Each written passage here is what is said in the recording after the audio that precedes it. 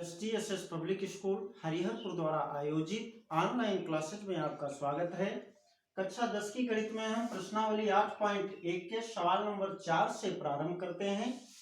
प्रश्न संख्या 4 में कहा गया बेटा, यदि 15 cot a बराबर 8 हो तो sin a तथा sec a का मान ज्ञात कीजिए। 15 cot a बराबर 8 मतलब cot को 15 से गुणा किया जाता है तब हमको मान मिलता है 8। तो केवल cot a का मान क्या हुआ? cot a बराबर 8/15। बेटा आपको मालूम होना चाहिए cot थीटा बराबर होता है आधार बटा लंब बराबर 8/15। कहने का मतलब आधार हुआ 8, लंब हुआ 15।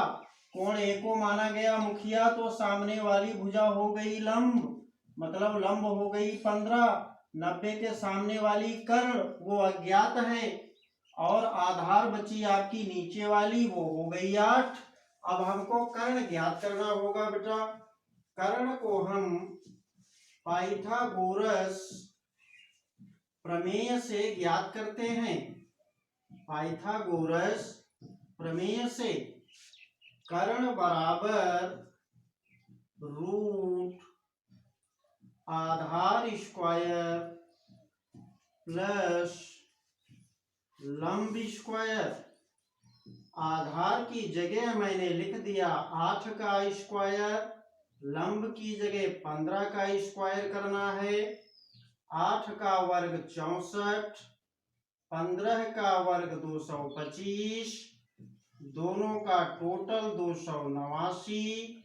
289 17 का वर्ग है। 17 का रूट में बन गया बेटा जोड़ा, इसलिए मैंने 17 को निकाल लिया बाहर। आपका कर्ण हो गया 17। मान पूछा गया sin a तथा sec a का, तो हम सबसे पहले निकालते हैं sin a बराबर sin थीटा के बराबर आपको मालूम होना चाहिए लंब बटा कर्ण। लंब की माप है 15, कर्ण अभी अभी ज्ञात किया गया बेटा 17। दूसरा मान पूछा गया sec a बराबर, जिसका मतलब होता है कर्ण बटा आधार। कर्ण अभी अभी ज्ञात किया बेटा 17, आधार पहले से ज्ञात है 8। यही आपका आंसर है। सवाल नंबर 5 में बताया गया बेटा, यदि sec थीटा बराबर 13/12 हो तो अन्य सभी त्रिकोणमितीय अनुपात परिकलित कीजिए। मतलब 6 अनुपातों में से हमको एक अनुपात दे दिया गया, शेष 5 पूछ लिए गए।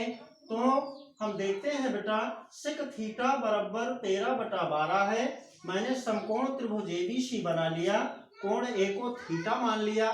जब कोण A मुखिया हो गया तो इसके सामने की भुजा हो गई लंब, 90 अंश के सामने की भुजा हो गई कर्ण। अब बेटा sec थीटा बराबर आपको मालूम होना चाहिए कर्ण बटा आधार बराबर 13/12।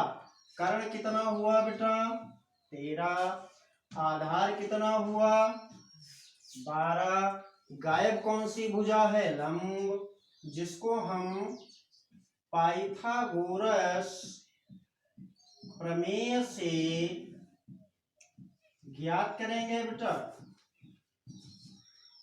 लंब बराबर अंडर रूट कर्ण का स्क्वायर माइनस आधार का स्क्वायर।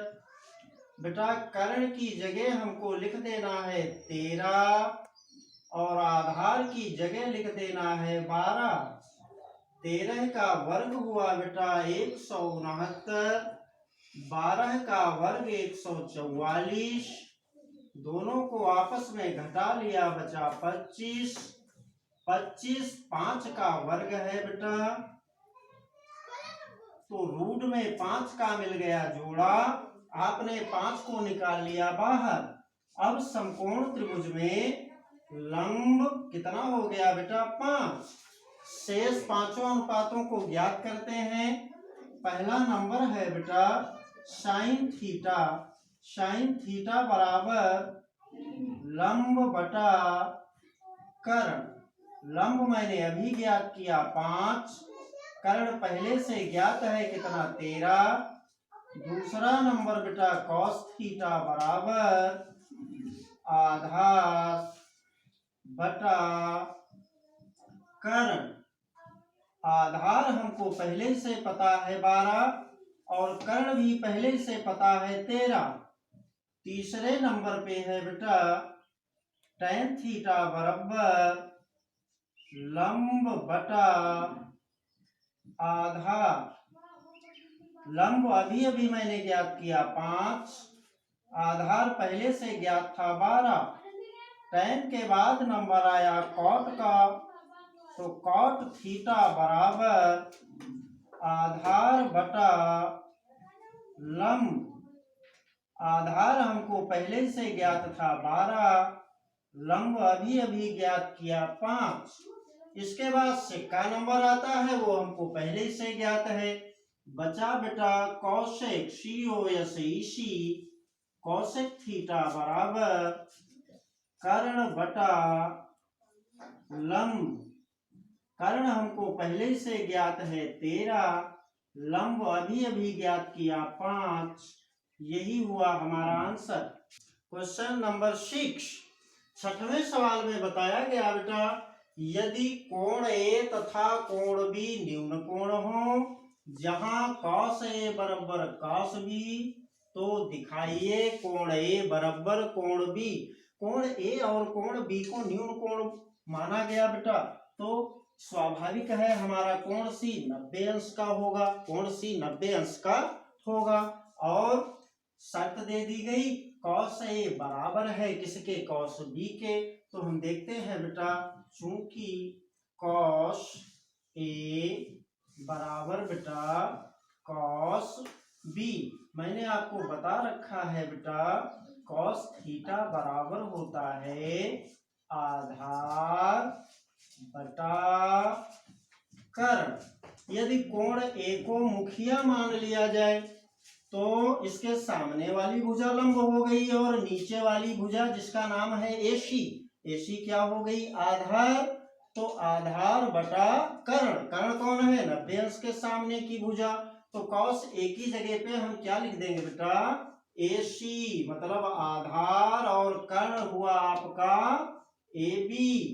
अच्छा बराबर फिर दिया गया cos B, मतलब इस बार कोण B को मुखिया मान लिया गया तो इसके सामने वाली भुजा लंब हो गई और इस बार आधार का नाम क्या हो गया BC।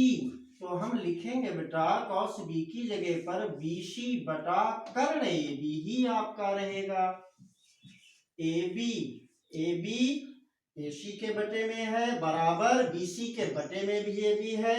हम AB को कैंसिल कर देते हैं बेटा, बचा क्या हमारे पास AC बराबर BC, मतलब भुजा AC और BC बराबर हैं।